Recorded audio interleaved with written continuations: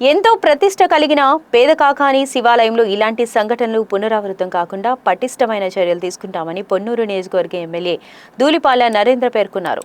పెదకాకానిలోని శివాలయంలో ఏర్పాటు చేసిన మీడియా సమావేశంలో ఆయన మాట్లాడారు. మంగళవారం రోజు అమ్మవారి మెడలో హారం మాయమైనట్లు అధికారులకు తెలిసిందని చెప్పారు. దండలు తీసేటప్పుడు ఆభరణం కింద పడిపోయిందని పూజారులు అధికారులు అంతటా చూడటం జరిగిందని, దొరకని పక్షంలో పోలీసులకు సమాచారం ఇవ్వడం జరిగిందని చెప్పారు.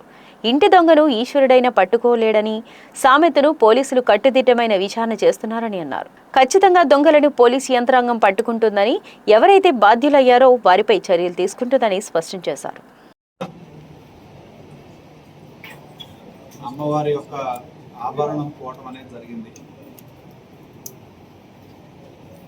దాని మీద అంటే మొన్న శుక్రవారం అమ్మవారికి అలంకరణ చేసిన తర్వాత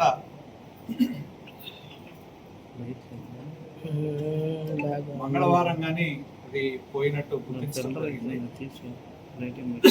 దాని మీద ఆ ఆభరణం దండలు తీసేటప్పుడు కానీ ఎక్కడన్నా జారిపోయిందనే దాని మీద పూజారులు అధికారులు కలిసి వెతికారు. తర్వాత ఆభరణం పోయింది అనేది నిర్ధారించుకున్న తర్వాత పోలీసు యంత్రాంగం విచారణ చేపట్టడం జరిగింది. అలాగే ఆ విచారణ పోలీసులు చేస్తూ ఉన్నారు.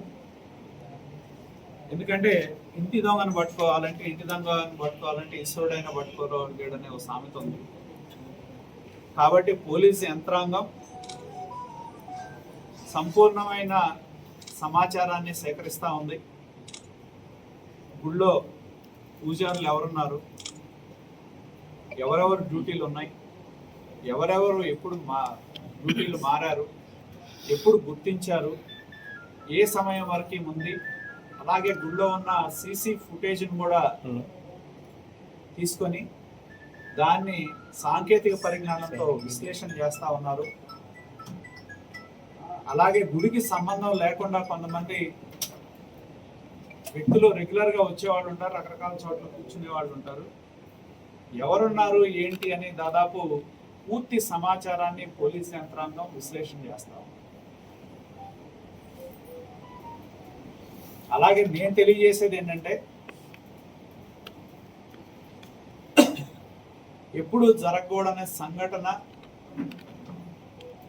గుళ్ళో జరిగింది కాబట్టి ఖచ్చితంగా దానిలో బాధ్యులు ఎవరు, భాగస్వాములు ఎవరు అని పోలీస్ యంత్రాంగం పూర్తి విశ్లేషణ జరిగిన తర్వాత ప్రజలకు కూడా తెలియజేయడం జరుగుతుంది. నేను కోరేది ఏంటంటే, ఎవరు మాట్లాడినా ఒక సంఘటన జరిగినప్పుడు వాస్తవాలను తెలుసుకునో వాస్తవపరమైన పరిస్థితుల్లో మాట్లాడే విధంగా ఉండాలి. ప్రతి అంశాన్ని రాజకీయం చేయాలనే దృక్పథం సరైనది కాదని చెప్పి నేను తెలియజేస్తా ఉన్నాను. ఎందుకంటే నేను ఇక్కడ కూర్చొని చెప్పచ్చు, XYZ పేర్లు చెప్పి ఇదిగో వీళ్ళున్నారని నేను చెప్పచ్చు.